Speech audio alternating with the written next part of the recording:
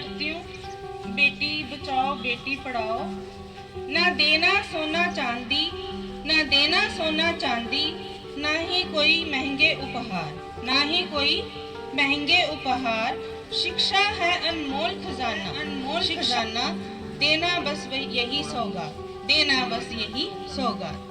बेटी बचाओ बेटी पढ़ाओ नाम से प्रधानमंत्री श्री नरेंद्र मोदी द्वारा एक सामाजिक योजना की शुरुआत जनवरी 2015 में हुई। ये ऐसी योजना है जिसके द्वारा देश की बेटियों की तो होगी, बेटी और बेटे के बीच का भेद मिटेगा।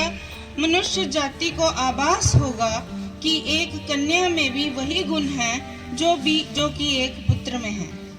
अतः बेटी बचाओ बेटी पढ़ाओ योजना का सहयोग करें और बेटी के अनुपात को बढ़ाएं, ताकि एक पुत्र की भांति ही एक कन्या के जन्म पर भी प्रसन्न होकर उत्सव मनाया जा सके। नए दौर को अपनी सोच पर पंख लगाओ, नए दौर को अपनाओ, अपनी सोच पर पंख लगाओ। बेटी है खुशियों की चाबी, नहीं है ये किसी की बर्बादी। बेटी है खुशियों की चाबी, नहीं है ये किसी की बर्बादी। बेटी पढ़ाओ बेटी बचाओ, उच्च विचार में कदम आगे बढ़ाओ। वैदिक काल की बात की जाए, मनु महाराज ने नारी महत्व के संदर्भ में कहा है कि यहाँ नारी की पूजा होती है, वहाँ देवता निवास करते हैं। यत्र नार्या भुजन्ते रमन्ते तत्र देवता। वैदिक काल में कन्याओं को पुत्र के बराबर अधिकार प्राप्त थे।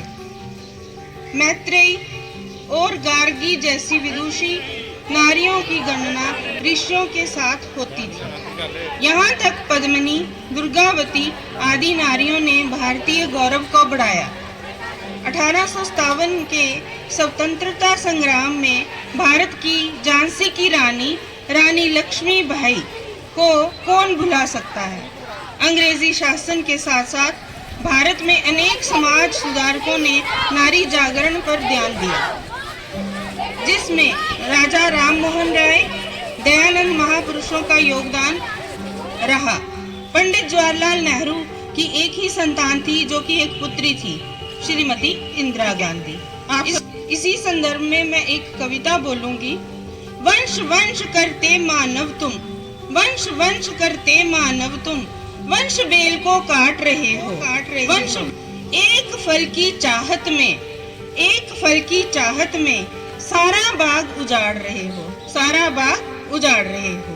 फूल रहे ना धरती पर तो, फूल रहे ना धरती पर तो फल तुम कैसे पाओगे, फल तुम कैसे पाओगे।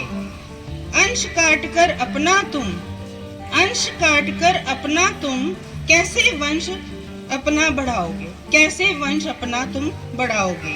ना कुछ लो नन्ही कलियों को, ना कुछ लो नन्ही कलियों को, उनको भी जग में आने दो, उनको भी जग में आने दो। जय हिंद जय भारत।